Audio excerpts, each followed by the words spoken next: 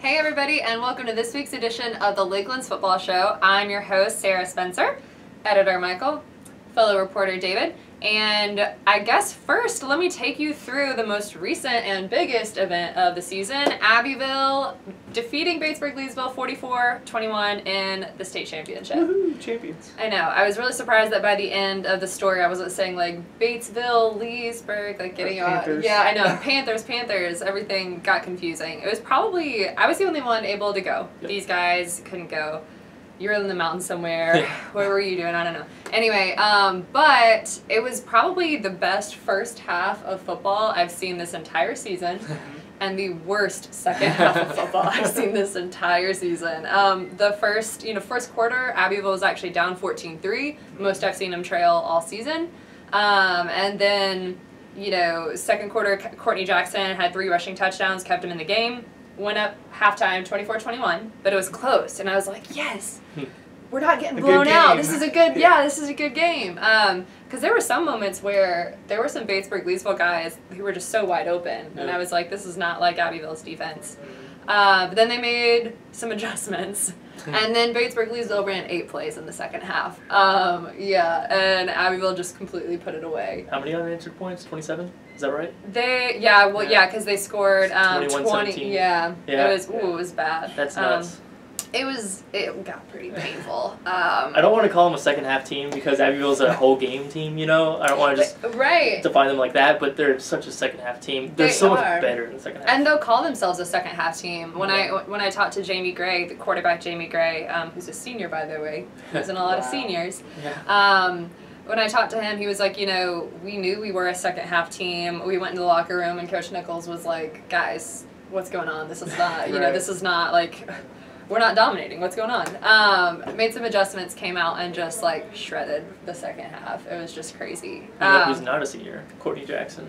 Courtney Jackson's a sophomore. I actually, not to like sell my own mistake, but when I talked to him after the game, I was like, oh yeah, because he was saying I wanted to get this for my seniors. And I was like, yeah, you're a junior, right? No. And he was like, no, I'm a sophomore. And I was like, oh, so you don't know anything. You don't know anything other than winning state. And he was like, nope, but we're going to 3-peat. So look out for that guy. Yeah. But yeah, Abbeville shut the other Panthers out in the second half. So it was just so typical of Abbeville. Do they get half a donut? Because of their shutouts. So whenever Abbeville shuts out a team, athletic director Todd DeBose gets them donuts, DeBose's donuts, because they have nice clean uniforms, just a really easy shutout. But no, I don't think they do. I think they get a trophy, and I think they're satisfied. Maybe a ring, a donut for their finger. Yeah. There you go. State championship. I like that. But anyway, so what I want to ask you guys, since y'all weren't able to make it to state, is let's talk about some teams that, what teams will look like next season. Because there's more teams than just Abbeville. That's right. So, Michael, you covered some Greenwood Christian this season. Obviously, their first year playing like 11-man football. So what do you see for them next year? They definitely exceeded expectations, I feel like, in a lot of people's eyes and a lot of their own eyes as well. A lot of young kids coming on, first time trying to go learn a new system with a brand new coach. Mm-hmm. You're learning how to play 11-man when every, year before that you've learned 8-man. So you've got to adjust your position. You've got to get used to that. I like the offensive line is their strength, I believe. A lot of those guys got hurt in the second half of the year. They got some strong running backs. I think they're learning to play defense a little bit better.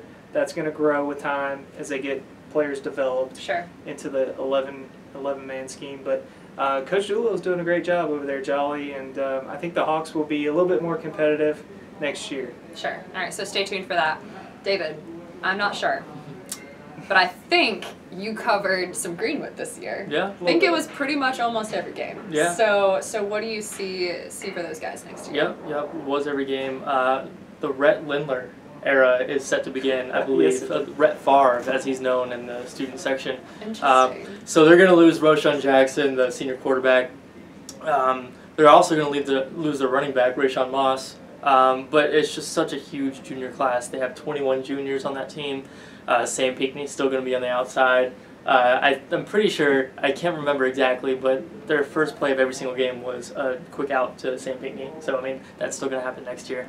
They have big bodies up front, both on the offense and defensive line.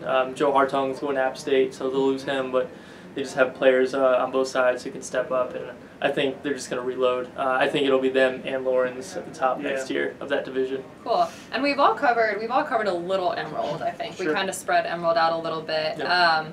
But I think something that, Emerald fans can look forward to is Luke Deal, coming back. I think that Luke, kind of took over halfway through the season and had some problems developing chemistry with receivers. He's got such an arm, which is an asset, but it's hard, when you don't have, reliable downfield targets, just because they're still kind of figuring things out. But I think that he's going to be a really good pocket passer for them, but then he has legs too, so that'll be something that's interesting to watch. And their staple's always been running ever since Coach Mack has been there. They've got some good runners, they run game defense, and then now that Luke Deal is here, you open up that spread offense, and you have to account for more. And so as those guys develop, I think you'll see a lot more points scored. I think you'll also see a little bit some consistency. Yeah, consistency. Yeah. That's where and he just looks like a quarterback too. He does. When he plays basketball, David and I were talking. We're like, I wonder what it's going to look like when Luke Deal plays basketball. He's a pretty agile guy. Not the most graceful, but he's still he can play basketball. I don't mean to knock him, but he can play. Sort of reminds me of Peyton Manning, but a little maybe Peyton Manning in his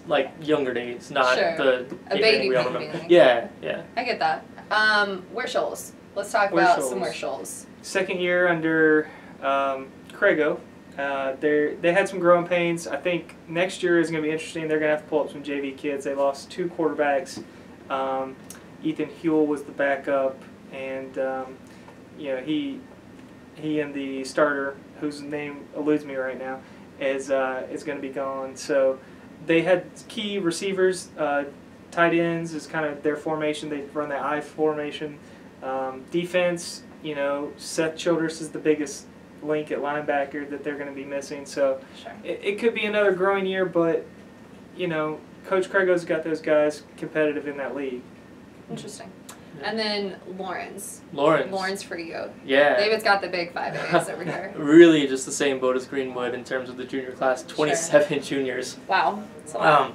They'll lose DQ Floyd, really good workhorse running back. But they just have a couple more behind them. Troy Dendy is going to be a big one next year.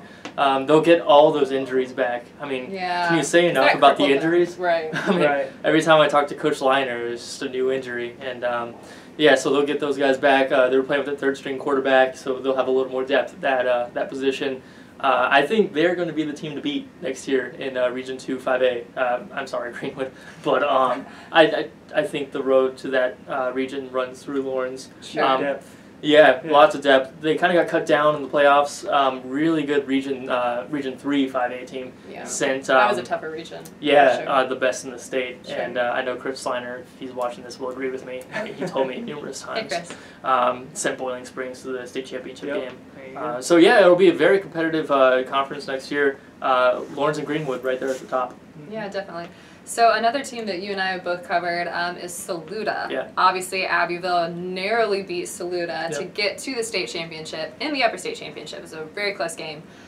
So Saluda loses Malik Brooks. Our IJ Player of the Year, back-to-back. Back-to-back IJ Player of the Year for a lot of reasons, and Saluda loses him. So that'll be really interesting because they've also got a freshman quarterback who's still kind of going through some growing pains. Yep. Nothing wrong with that, but still kind of figuring out how to stretch the field, and then I feel like this year it was okay that they couldn't do that consistently because they had Malik. Right. So it'll be interesting to see how their offense, I think by the end of the season was averaging 40 points a game. even including that loss to Abbeville. So that's going to hurt them. So I think that'll be something to keep an eye on. But Stuart Young is a good coach, and he obviously has a handle on his guys. So basically stay tuned to see what happens with Saluda's offense because it's going to be a different look than it has been for years. Yeah, he's building a program down there at Saluda. Sure. And one more thing to mention about Saluda, I mean, we all know about the inside running of Malik Brooks, but Ty Abney, I mean, he can stretch the defense off tackle. He's a really good runner. Committed to Limestone, so he'll be playing on Sundays. Or sorry, Saturdays. Maybe Sundays. So for that. We're going to go and predict the next step. Yeah, Limestone plays on Sundays now. So that's another thing, another part of the offense, because Ty Abney and Malik Brooks can't say enough for what they did to the offense. Absolutely. So let's move on to another smaller school, Sure. Dixie, which had way better look this year than the year before last. A lot of excitement in Dixie with Coach Vic Lawless bringing that ball-controlled offense. Got a lot of seniors to buy in. I think that helped as well, having some of those guys in the system before, going through some different coaches, so they kind of kept the system the same.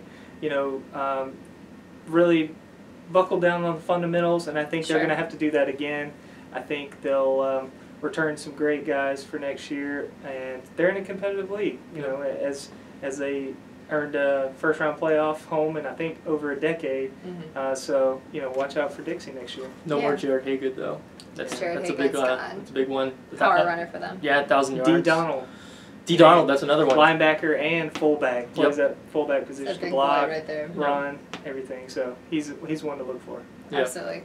A 2A school we haven't talked about yet is 96. Definitely struggled this year, but they'll return Contavious Williams, who plays both sides of the ball. He can play linebacker, he can play running back.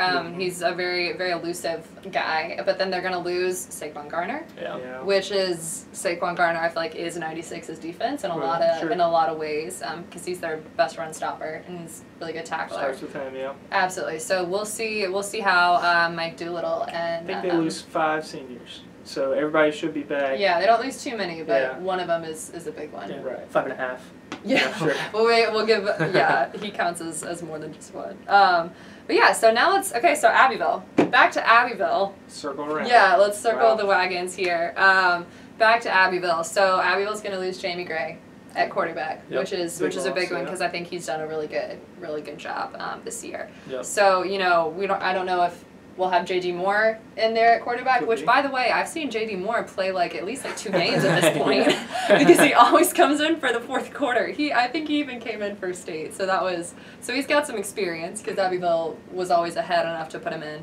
But then Bryce Jackson can also play quarterback. Baseball player. But they usually need him at receiver, so we'll see what happens there. Courtney Jackson obviously is going to come back, and he's a power runner. He's also very reliable. So whenever they get down in the red zone and they, you really don't need to fumble in there, that he's kind of like their go-to guy. Right. So he's going to lose a couple seniors on defense, though. Lamar Oakley, who I think led the Panthers in tackles at state. So it'll be a different look for Abbeville, but they've also, they've got so many guys waiting in the wings because it's such a machine. It's such a system. Yeah, one thing to mention is that their JV program went undefeated this year. Yeah. I mean, I don't know how much that translates into success at the varsity level, but you got to love when your young Bucks are bringing in some W's. And even the rec teams are winning state. I understand the 11-12 just won for the 3rd year in a row. Right. So, I mean, they've got that system down to where they step into JV, they step into varsity, they know what their place is going to be and what their role is, and instantly success. Well, you hope. All right. And I think there's a high school on the border of Georgia and South Carolina that has a really good running back that we forgot, Mateo Durant. McCormick. How's McCormick going to be next year? They're going to be good. They got Silas Canaday, who kind of took over as a hybrid quarterback / wide receiver. They weren't sure of his role, played multiple roles. I think he's going to surprise a lot of people next year. Probably going to put him at receiver. Mateo Durant's going to be back. Oh, just Mateo. Yeah, just Mateo. What is he besides their leading rusher? I think he averaged, in the last 3 seasons, 1,100 or more yards in his first 3 seasons. Wow, I can't count that high. Otherwise, I would try. But yeah, he's gonna get his on defense and offense. I mean, just both sides. That's true. Russ Schneider has always said Mateo's even better on defense. Yeah, and we're just like, are you sure? Okay, we trust you. Yeah. All right, did we miss anyone? I don't know. Nope, I don't think so. I think we're good. Okay, well, thank you so much for tuning in and just checking in on how the teams are going to be next year. And obviously stay tuned, and we'll keep you posted whenever the time comes.